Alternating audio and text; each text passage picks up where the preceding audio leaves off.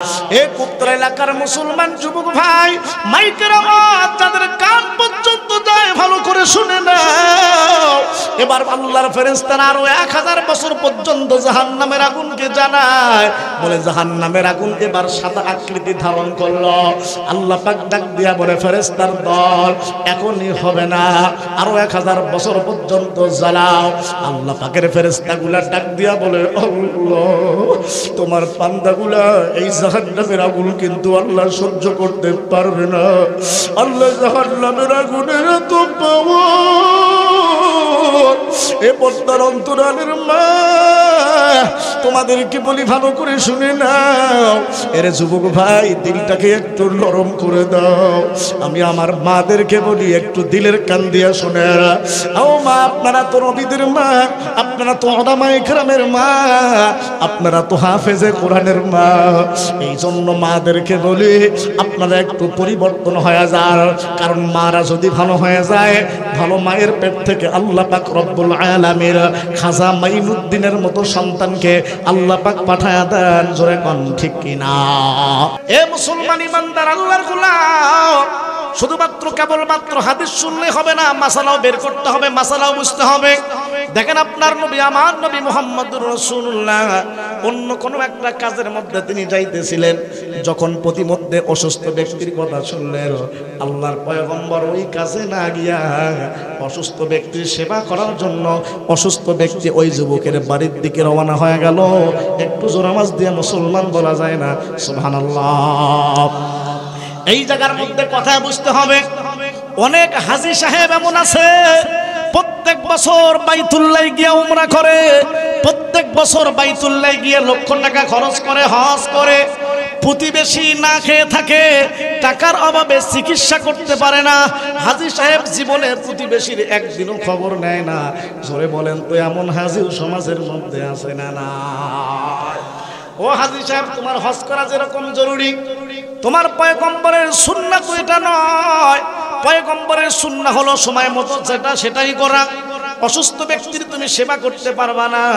আমার রাসূল তো ওই কাজটা বাদ দিয়া যখন শুনলেন অসুস্থ হয়ে গেছে, আপনার নবী আমার নবী সঙ্গে সঙ্গে অসুস্থ ব্যক্তির সেবা করার জন্য বাড়ির দিকে রওনা হয়ে গেল। চিৎকার দিয়ে বলো না মুসলমান সুবহানাল্লাহ? এ উত্তর এলাকার মুসলমান ভাই, দিলটাকে একটু নরম করে দাও। দেখো মুসলমান যুবকের অবস্থা পাখির মতো, কঙ্কালের মতো কি জন্য হয়ে গেল? আপনার নবী আমার নবী মুহাম্মদুর রাসূলুল্লাহ যখন যুবকের কাছে চলে গেল, পয়গম্বর গিয়ে দেখে, হ্যাঁ যুবকের চেহারাটা কঙ্কালের মতো হয়ে গেছে, যুবকের চেহারাটা পাখির মতো হয়ে গেছে। পয়গম্বর ডাক দিয়া বলে, সাহাবী তোর চেহারাটা কঙ্কালের মতো কি জন্য হলো?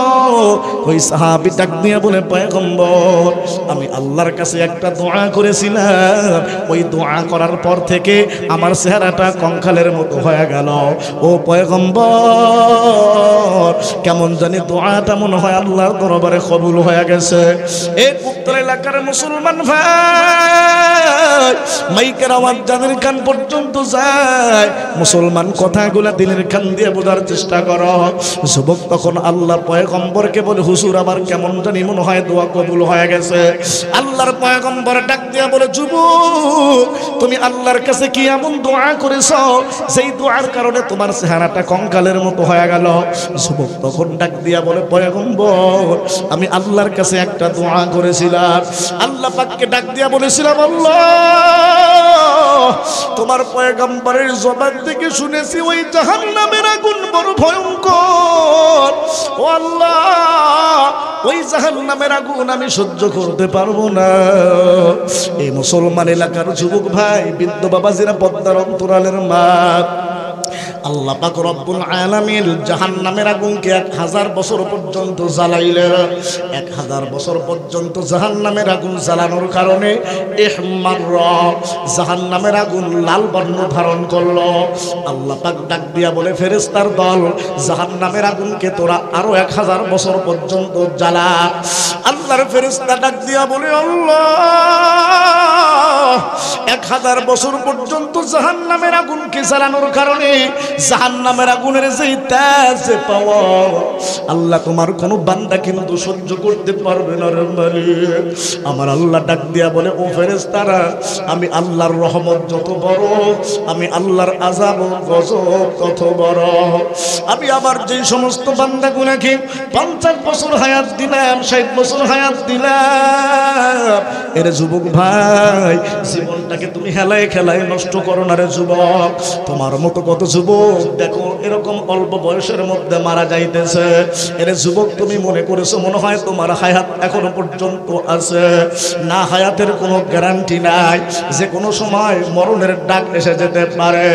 আল্লাহ পাক ফেরেশতাগুলোকে বলে, ফেরেশতার দল, আমি আল্লাহ পাক রব্বুল আলামিন আমার বান্দাগুলার জন্য লাইটের ব্যবস্থা করলাম, সূর্যকে আমি আল্লাহ দিলাম।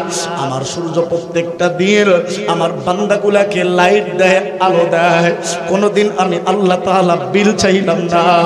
আমি আল্লাহ আমার বান্দাগুলাকে সমুদ্রের মাছ দান করেছি, কাফেরও খায় মুমিনও খায়, আমি আল্লাহ কাউকে নিষেধ করলাম না।